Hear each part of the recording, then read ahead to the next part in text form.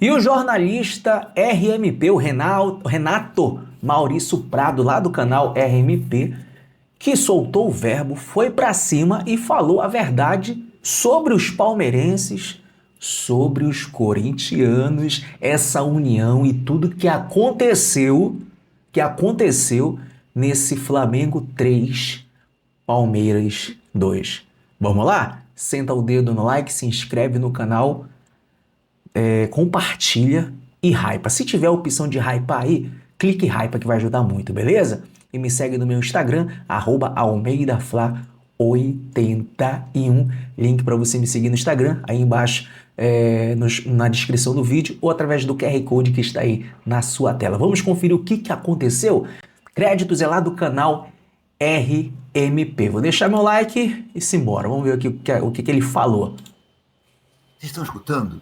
Hum. É o choro, amigo. Ah, o chororô. Tô escutando. É o chororô da porcada e de todos os simpatizantes ao Palmeiras agora. Gente até que não é Palmeiras, gente que é Corinthians, gente que é São Paulo. É inacreditável. Agora todos se uniram contra o Flamengo. Paurintias. Pois é. Essa é a atual voga da imprensa. Que maluquice isso, né, cara? Vamos falar mal do Flamengo. Falar mal do Flamengo dá ibope. Então vamos falar do Flamengo. Amigos, eu ouvi tanta barbaridade desde ontem até hoje que eu vou te dizer uma coisa. É porque eu ouvia e gargalhava, né? Gargalhava. Porque fica cada vez mais claro o sentimento de anti-rubro-negrismo que chega ao ponto de unir torcidas que são extremamente rivais. Como é o caso, por exemplo, do Corinthians e do Palmeiras. Mas o que eu ouvi de corintianos chorando por causa do suposto pênalti em cima do Gustavo Gomes. O Paulo César de Oliveira, consultor de arbitragem da Globo /Sport TV, teve a cara de pau de dizer que foi pênalti. Mas por que eu digo que ele teve a cara de pau de dizer que foi pênalti? Porque o mesmo Paulo César Oliveira, recentemente, no lance em que o Pulgar é empurrado contra o Bahia e faz o gol contra, disse que aquilo ali era jogada normal. O mesmo PC, no ano passado, num lance em que o Wesley é empurrado também, num gol, não me lembro exatamente qual era o time, disse que era jogada normal. Vocês querem saber a minha opinião verdadeira, franca? No futebol brasileiro, eu marcaria aquele pênalti. Agora, ouvir como eu ouvi, não vou entrar em nomes, tá, de jornalistas, não quero, não precisa, nessa altura da minha vida, ficar criando bate-boca. Já passei dessa fase. Vou citar coisas que eu ouvi e que eu acho absurdas. Se vocês tiverem ouvido também, vocês vão saber quem é o autor.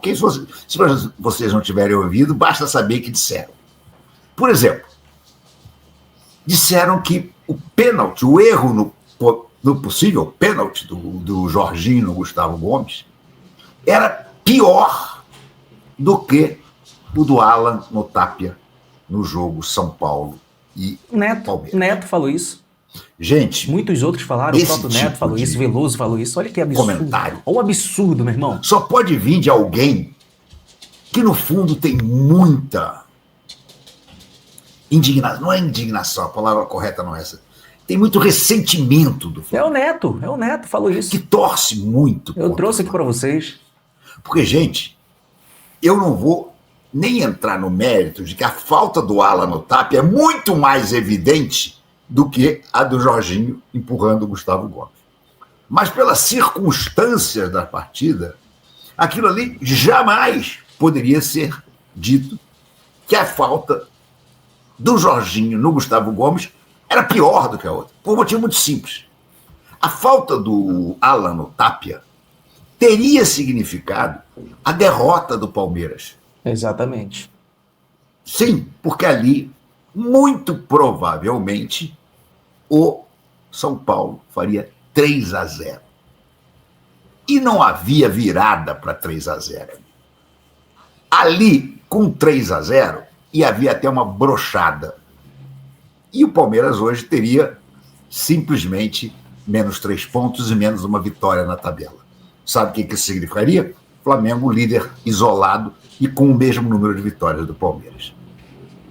Mas teve gente que falou isso. Por incrível que pareça, teve gente que falou, já tem pênalti no jogo Santos e Vitória?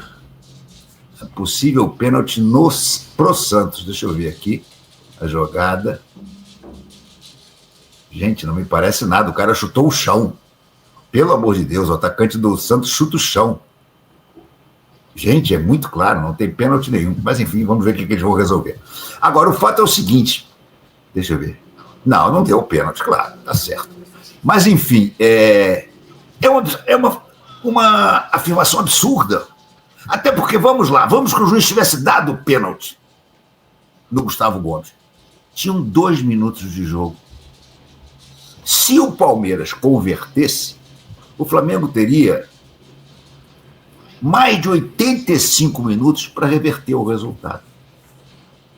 Vou repetir, o Flamengo teria mais 85 minutos para jogar o que jogou, que o levou à vitória. Perfeitamente. Então é inacreditável esse tipo de comparação, falando sério. Só pode, até porque essas pessoas todas que eu vou falar nesses comentários não são burras. Algumas são, sim, mas a maioria não é, não. É inteligente. Mas é óbvio que há, hoje em dia, uma antipatia general. Aumentou a antipatia em relação ao Flamengo. Talvez pelo período desde 2019 aí que o Palmeiras e o Flamengo dominam. E agora, hoje em dia, os paulistas antigamente torceriam pelo Flamengo. Corintiano não quer que o Palmeiras ganhe. Hoje? São Paulino não quer que o Palmeiras hoje, ganhe. Sim. Santista não quer que o Palmeiras ganhe. Mas não. Hoje em dia, o bicho-papão, aqueles que todos torcem contra, é o Flamengo. Isso está se refletindo na imprensa. Na imprensa, é óbvio. Depois sentaram o pau no Felipe Luiz. Porque o Felipe Luiz disse uma coisa que eu já assino embaixo sem a menor dúvida. Se existe um time que não pode reclamar de arbitragem, é o Palmeiras. Esse time é o Palmeiras. Que, segundo contas banais aí, de lances que foram dados para ele teria 15 pontos a menos. Mas aí vem aquela velha história. Não, e na época do Flamengo era beneficiado, o Flamengo é o clube mais beneficiado. Amigo, primeiro que isso aí é uma meia-verdade. E segundo, que no campeonato deste ano, que é o que interessa, o grande beneficiado pelos erros de arbitragem tem sido o Palmeiras. Exato. Repito, aquele escândalo que houve no Morumbi, no jogo São Paulo e Palmeiras, teria mudado a tabela. Enquanto o pênalti do Jorginho no Gustavo Gomes, que eu repito, no futebol brasileiro muitas vezes se dá, mas na Europa esse tipo de pênalti, por exemplo, não é marcado. Não é marcado empurrão dentro da área, amigo, não é marcado. Ah, mas pode empurrar, não é isso. Mas há tanto empurrão, há tanta coisa dentro da área que eles não marcam. Simplesmente não marcam. E outra coisa, o critério do juiz neste jogo foi de não marcar empurrão. Fizeram um compilado, agora até interessante que eu vi, pena que eu não posso botar aqui, porque eu não tenho os direitos e eu vou levar um strike. Gente, tem um lance que o Gustavo Gomes dá um empurrão no Arrascaeta no meio-campo, que o Arrascaeta cai 2 passos para frente. Verdade. E o juizão está ali do lado do Wilton Pereira dos Santos e deixou seguir. Bola que segue. Vários lances de empurrão não foram marcados. Ele seguiu o critério dele. Entre outras coisas, porque quando o Wilton Pereira Sampaio foi designado para apitar esse jogo, muita gente comentou, ele dá muita faltinha, ele interrompe muito o jogo. Claro que isso chegou no ouvido dele. Então ele resolveu não dar faltinha. Então empurrão, por exemplo, ele não marcou quase nem. O empurrão que ele marcou foi um empurrão que eu acho que foi o menos empurrão de todos, que foi no Pedro tentando tirar uma bola no ataque do Flamengo. Ia sair livre também. Aí ele marcou a falta do Pedro. Então, minha gente, é constrangedor. A reação da imprensa, em sua maioria hoje, foi uma coisa constrangedora. Foi, verdade. Tiveram alguns caras, até alguns casos, é bom que se ressalve, que disseram, olha, até eu achei que era pênalti e tudo, mas o Flamengo ganhou com absoluta justiça. Lógico. O Flamengo foi muito mais Com eficaz certeza. do que o Palmeiras. Porque o Palmeiras, apesar daquele rebuliço todo no início do jogo, o Palmeiras começou o jogo até me surpreendendo. Eu não acreditava que o Palmeiras ia se lançar tanto ao ataque como ele se lançou. Achei que ia fazer uma pressãozinha na saída de bola nos primeiros 5, 10 minutos e depois ia jogar fechado. Porque, afinal de contas, a obrigação de ganhar era do Flamengo, não era do Palmeiras. E fechadinho, o Palmeiras poderia ter sido eficaz, coisa que ele não foi, lançamentos para o Vitor Roque e lançamentos para o Flaco Lopes. Mas vamos lá, vamos pensar o jogo como um todo. Vamos esquecer um pouquinho a arbitragem. Quais foram as grandes chances que o Palmeiras criou? O Palmeiras fez até 2 gols, mas quais foram as grandes chances, fora esses 2 lances, que o Palmeiras criou? Qual foi a grande defesa do Rossi na partida? Não, e o pior é que eles estão aí dizendo, mas tá vendo, o Flamengo só teve 3 chutes em direção ao gol. E foram os 3 gols que aconteceram, né? E o Palmeiras? Quais as grandes chances que teve? O primeiro gol foi um vacilo do Flamengo de querer inventar de jogar com 1 a menos. Meu irmão, o Léo Ortiz saiu de campo, já coloca o outro. Ali foi um erro total de comunicação, um erro do Felipe Luiz. E tomamos. E o outro, o Flamengo já estava ali já administrando a vitória, deixou aquele golzinho no final. De resto, nada. Nada. Há muita gente que vai dizer, mas o Flamengo também só chutou na direção do gol, 4 bolas, 3 entraram. Amigo, isso chama-se eficiência, eficácia. Exatamente. Então, Exatamente. eu estou realmente boquiaberto e estou querendo ver como é que vai ser a partir de agora. Porque tem muita gente que vai dizer o seguinte, não, agora tem que ficar de olho nos jogos do Flamengo. Eu acho que tem que continuar de olho nos jogos do Palmeiras. Exatamente. Porque o clube mais beneficiado por arbitragens duvidosas foi o Palmeiras. Com toda Continua certeza. sendo o Palmeiras, apesar do suposto pênalti do Jorginho no Gustavo Gomes. Que eu repito, na arbitragem brasileira, usando os padrões da arbitragem brasileira, é até compreensível que seja marcado. Mas se a gente olhar o número de vezes que teve lances como esse, já mostrei aqui, Pulgar na Copa do Mundo dos Clubes, no gol contra que ele faz porque levou um empurrão nas costas. O Luiz nem pensou em marcar, nem o VAR pensou em chamar. O Wesley, com o mesmo Paulo César de Oliveira, dizendo que não, aquilo ali não teve força suficiente. O cara empurrou o Wesley com as 2 mãos também. Então, a verdade é o seguinte, o Flamengo foi melhor do que o Palmeiras. Muito melhor. Quem acha que o Palmeiras foi bem no jogo de ontem, não consegue justificar a sua afirmativa. Dissesse, não, o Rossi pegou 3 bolas dificílimas, mais 4 na trave, mais o pênalti que não foi marcado. Aí você pode dizer, realmente o Palmeiras atropelou o Flamengo. Mas não aconteceu isso. O Palmeiras não atropelou. Não aconteceu isso. O Palmeiras teve mais posse de bola, o Palmeiras avançou tentando sufocar o Flamengo, mas não conseguiu sufocar. Só foi marcar o primeiro gol num lance que o Flamengo tinha um jogador a menos, que o Felipe e o departamento médico do Flamengo deram uma bobeada histórica, e que o time foi juvenil também. Ali, amigo, era o seguinte, dá um jeito de retardar uma bola para o Rossi de cabeça, ele vai cair e vai sentir não sei lá o quê. Enquanto o Danilo não tivesse entrado, ele não levantava. Mas foram infantis, foram juvenis. O Felipe se perdeu na comunicação com o departamento médico e o Flamengo tomou aquele gol. Só tomou aquele gol porque tinha um jogador a menos. Se o Danilo estivesse ali, o Emerson Royal estava mais para cima do Vitor Roque, aquela bola não ia ser nem cabeceada. Mas foi. Então, eu fico muito me rindo por dentro ao ver os programas esportivos hoje. Agora só tem defensor da arbitragem perfeita. Como se a arbitragem perfeita tivesse sido perfeita alguma vez no futebol brasileiro.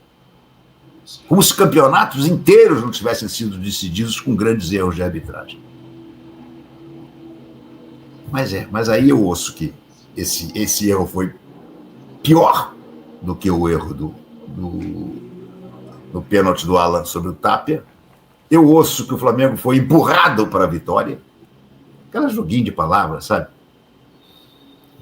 E eu fico realmente perplexo de ver essa antipatia graçando cada vez mais. Insisto, acho que graça por inveja, por um lado, porque o Flamengo já faturou este ano mais do que o ano passado inteiro. Exato. Porque o Flamengo fechou um contrato que ninguém tem nem perto com o seu patrocinador master. E o Flamengo tem um timaço que só o Palmeiras pode se equiparar. São disparados os dois maiores times. Mas como a Leila tem toda uma torcida, você sabe que tem a Porco Press, mas dentro da Porco Press tem a Leila Press. É verdade. E essa se expande por além dos palmeirenses. Isso é verdade. Porque aí tem a Mulher Press. Ué. Eu não conheço nenhuma jornalista mulher que trabalhe nos dias de hoje. Olha que eu tenho várias que eu gosto, admiro, são minhas amigas. Mas tocou em Leila, é como se você estivesse tocando numa deusa do Olimpo. Para elas, a Leila é tudo que há mais de mais perfeito no mundo. Talvez esqueçam da Leila, presidente da Crefisa, né? Que vive explorando os aposentados e os idosos. Boa. Mas enfim, boa. Aí você bota Leila e BAP. Isso é outra coisa. O Flamengo, hoje em dia, ele é muito odiado por causa de algumas posições, inclusive políticas, dos seus dirigentes. Ninguém separa o joio do trigo. Não sou defensor de nenhuma das ideologias da maioria dos dirigentes do Flamengo atual. Mas isso não é o suficiente. Não pode ser o suficiente para você passar a ver com olhos enviesados tudo o que se fala do Flamengo. Hoje em dia, de uma maneira geral, na imprensa, nos artigos que são escritos, nos blogs, nos programas de televisão, em canal fechado, e até agora em canal aberto, a tocada é uma só: pau no Flamengo. Pau no Flamengo. É isso, é o que eles querem, é que a mídia barrista quer. Todo dia sentar o cacete no Flamengo, se juntam, se unem, estão se unindo, né? O Flamengo é coisa de maluco, né? Faz coisas, tá fazendo coisas aí que é inacreditável, fazendo até, né, inimigos serem amigos contra o Flamengo. E tem uma ótima notícia, meu amigo. Tem uma ótima notícia que eu tô acompanhando aqui. Eu trouxe esse corte para vocês, acompanhando junto aqui com vocês esse corte do Renato Maurício Prado. E o título do vídeo dele me chamou a atenção ali, ó. Léo Ortiz se reapresenta bem. Eu fui pesquisar, porque ontem eu tinha trazido a notícia que o Léo Ortiz poderia ficar aí 10 dias sem jogar, né? Mais ou menos 10 dias. Eu trouxe essa notícia lá do Vene Casagrande. E do mesmo Vene Casagrande, aqui a notícia no X, no Twitter dele, dizendo o seguinte, ó: Léo Ortiz se reapresentou, ou melhor, se apresentou muito bem. O DM do Flamengo comemorou porque tinha uma preocupação muito grande de ter sido algo grave no tornozelo do zagueiro. Dos males, o menor. Agora o clube vai trabalhar para tentar deixá-lo à disposição para o jogo do dia 29, tá? É o jogo da volta. É o jogo da volta contra o Racing, né? O Flamengo vai agora, nesta quarta-feira, ter o primeiro jogo no Maracanã contra o Racing. E dia 29 estão trabalhando aí. Tem essa expectativa já do Léo Ortiz voltar para esse jogo que vai acontecer na Argentina, né? E é um grande reforço, cara. O zagueiro titular do Flamengo é Léo Ortiz, cara. E quando ele saiu ali contra o Palmeiras, eu fiquei triste pra caramba, fiquei preocupado, mas o Danilo entrou muito bem e deu conta do recado. Deu conta do recado, né? Deu conta ali da zaga também ao lado do Léo Pereira. Então, a boa notícia é essa, né? A boa notícia é essa, ele se apresentou muito bem, então tem essa expectativa dele voltar, né? O departamento médico do Flamengo está trabalhando aí para deixar ele bem para o jogo do dia 29 contra o Racing, lá na Argentina, pela semifinal da Libertadores da América. Ó, tudo que o Renato Maurício Prado falou aqui, eu assino embaixo, concordo com ele, é isso, a mídia está desesperada, a mídia paulista estão aí, estão chorando até agora, né? choram as pepas. Nossa, cara, meu irmão, olha, lá no meu Instagram, vou deixar o link aqui embaixo, na verdade, ou através desse QR Code. Vai lá no meu Instagram, tem um vídeo lá que eu fiz uma paródia. Na verdade, essa paródia é lá do pessoal da Rádio Energia 97, eu levei pro violão, né, que se chama Chora as Pepas. Uma música em versão do Bruno e Marrone, tá muito legal, vocês vão se divertir demais, beleza? Deixa o like de vocês aí embaixo. Vou tá o link dessa live completa do lado do canal do RMP para você conferir o que foi que ele falou aí sobre esse Flamengo, Palmeiras, a imprensa barrista, clubista. Já chega lá deixando o like, se inscreve no canal do RMP, que ele é um baita profissional, um grande rubro-negro, beleza? Então é isso. Até a próxima. Acima de tudo, ó, Flamengo.